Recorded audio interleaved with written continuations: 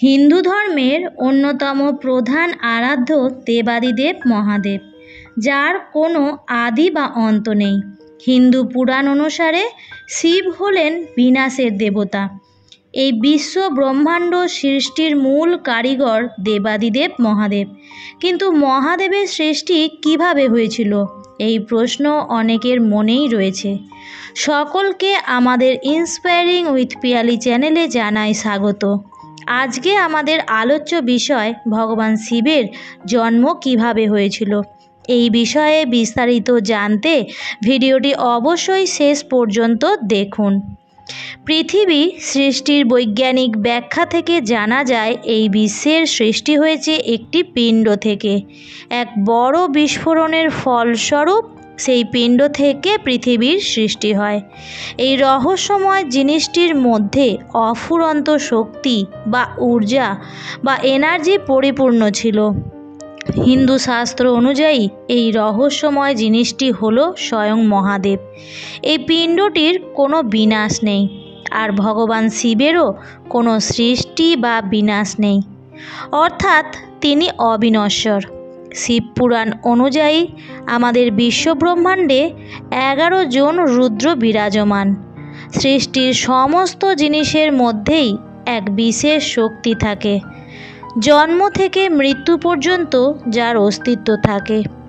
সৃষ্টির মহাশক্তি ভগবান শিব কিন্তু সব কিছুরই সৃষ্টিকর্তা।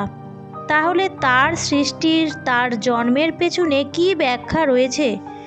কথিত আছে, একবার এক ঋষি ভগবান শিবকে জিজ্ঞাসা করেছিলেন, হে প্রভু, আপনার পিতার নাম কি? আপনার সৃষ্টি বা কী করে হলো? মহাদেব বললেন, সংসারের সৃষ্টিকর্তা ব্রহ্মাই হলেন আমার পিতা। তখন সেই ঋষি জিজ্ঞাসা করলেন, হে প্রভু, তাহলে আপনার পিতামহের নাম কি? তখন মহাদেব বললেন, সৃষ্টির পালনকর্তা শ্রী বিষ্ণু হলেন আমার পিতামহ। সেই ঋষির কৌতূহল অনেক বেড়ে যায়। তিনি জিজ্ঞাসা করে বসলেন, হে প্রভু, আপনার পিতা শ্রী ব্রহ্মা, আপনার পিতামহ শ্রী বিষ্ণু, তাহলে আপনার প্রপিতামহ কে?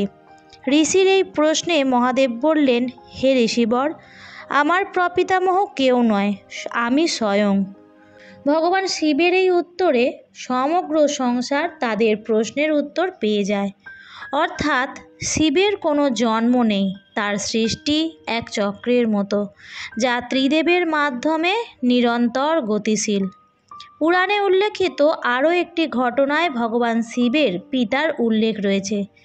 পর্বতরাজ হিমালয়ের কন্যা পার্বতীর সঙ্গে যখন মহাদেবের বিবাহ হয়, তখন একটি বিশেষ বিধি সম্পূর্ণ করার জন্য পাত্রের পিতার উপস্থিতি আবশ্যক ছিল। অর্থাৎ মহাদেবের পিতার উপস্থিতির দরকার ছিল। এরকম একটি মুহূর্তে সমস্ত দেবতারা, মুনি ঋষিরা সমস্যায় পড়েছিলেন, কারণ তারাও জানেন না যে মহাদেবের পিতা কে। তখন মহাদেব এই সমস্যার সমাধান করতে মহাঋষি অত্রি এবং তার স্ত্রী অনুসূয়াকে নিজের পিতামাতার কাজ সম্পন্ন করতে বললেন। এত বড় এক দায়িত্ব পেয়ে অত্রি মুনি খুব খুশি হলেন এবং বারংবার মহাদেবকে প্রণাম করতে লাগলেন।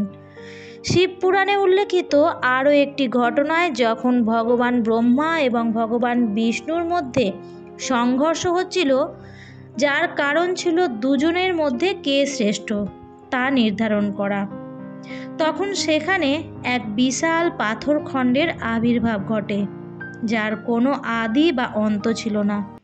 এই বিশাল পাথরখণ্ড আর কেউ নয়, স্বয়ং মহাদেব ছিলেন। তাই মনে করা হয় এই ঘটনাই ছিল দেবাদিদেব শিবের প্রথম আবির্ভাব কাহিনী। তবে আজও অসংখ্য হিন্দু এটাই চিন্তা করে থাকেন যে তাদের আরাধ্য মহাদেবের সৃষ্টি কিভাবে হয়েছিল।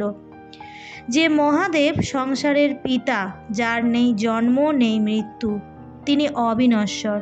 তার কোনো নির্দিষ্ট আকারও নেই, শুধু রয়েছে এক অস্তিত্ব, যা বিভিন্ন সময়ে বিভিন্ন দৈবিক লীলার মাধ্যমেই তার প্রভাব দেখিয়েছে। আজকের ভিডিওটি ছিল মহাদেবের জন্ম কাহিনী নিয়েই। ভিডিওটি ভালো লেগে থাকলে লাইক, কমেন্ট এবং শেয়ার করতে ভুলবেন না। পরবর্তী ভিডিওতে আপনারা কোন পৌরাণিক তথ্য সম্পর্কে জানতে চান সেটা আমাদের অবশ্যই কমেন্ট করে জানাবেন। ভালো থাকবেন, সুস্থ থাকবেন। ধন্যবাদ।